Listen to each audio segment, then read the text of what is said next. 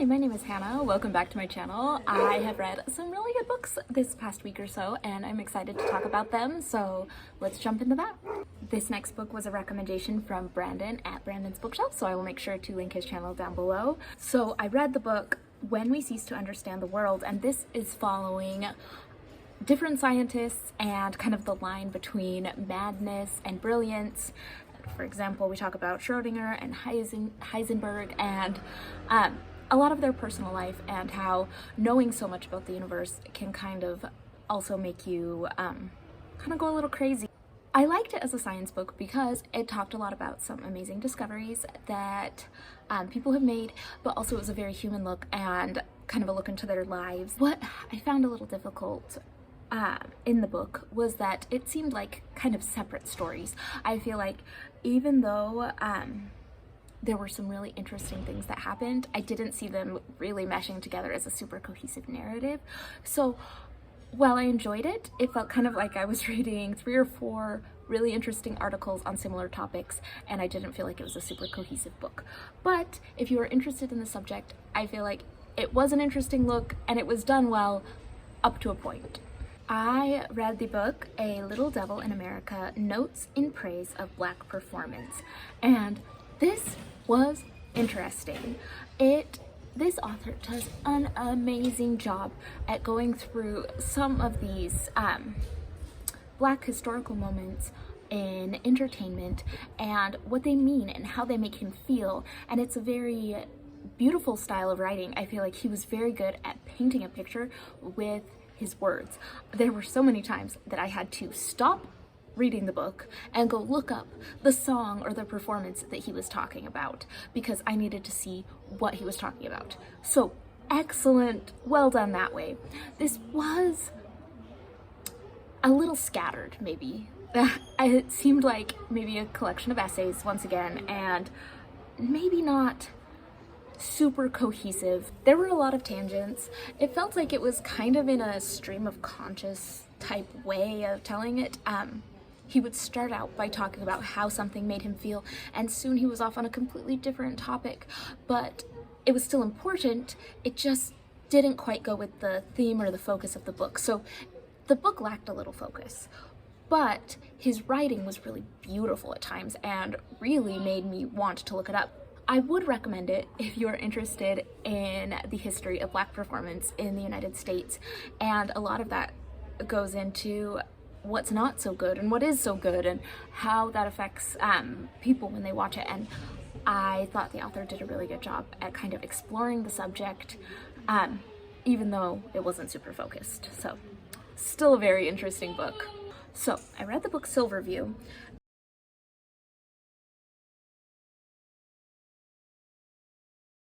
So I keep trying to explain what happened in this book, and I'm just gonna read the little blurb that's on Goodreads because there's a lot. I don't know. It goes, Julian has renounced his high-flying job in the city for a simpler life running a bookshop in a small English seaside town.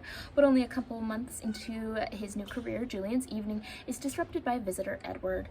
And he lives in this big house, Silverview, on the edge of town. He seems to know a lot about Julian's family and is too interested in the inner workings of his modest new enterprise when a letter turns up at the door of a spy chief in London warning him of a dangerous leak. The investigations lead him to this quiet town by the sea, and basically it's told mostly the espionage, a lot of it happened in the past, and it's told through interviews into the past and then what's happening now, and they're trying to catch this guy.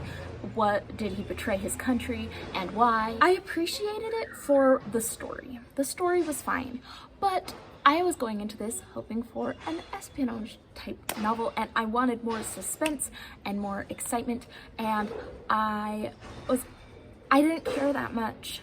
You know, I wasn't worried about them catching the old man because I never really felt connected to the old man, and I didn't feel like I was too invested in what happened to him. So then when all the action was told through maybe like memories and flashbacks, all of the current day stuff, I mean, it was he was gonna get arrested or not, okay, and then the past stuff was more of the exciting stuff, but since it was told through interviews in the past, I didn't feel the sense of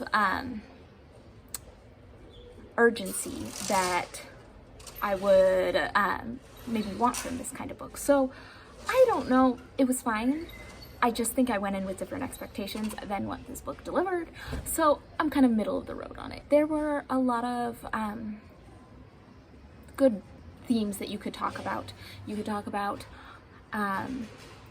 loyalty to country, to family, and when it's okay to break those ties. And there were things to talk about. I just never connected with it very strongly.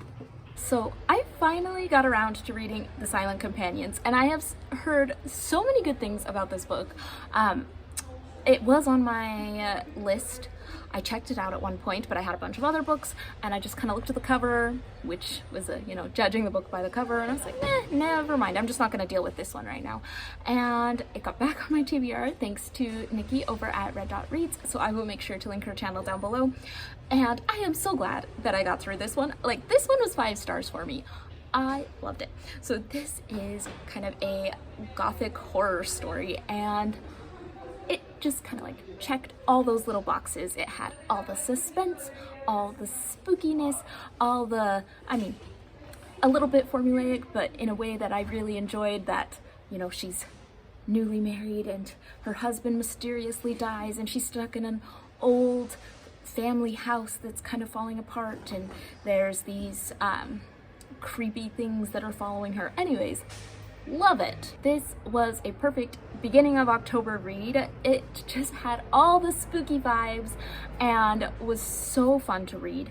What I really liked is, I feel like towards the end of the book, there were parts that weren't wrapped up neatly. Like, I still had some questions, but it didn't feel like they were plot holes that the author had forgotten about.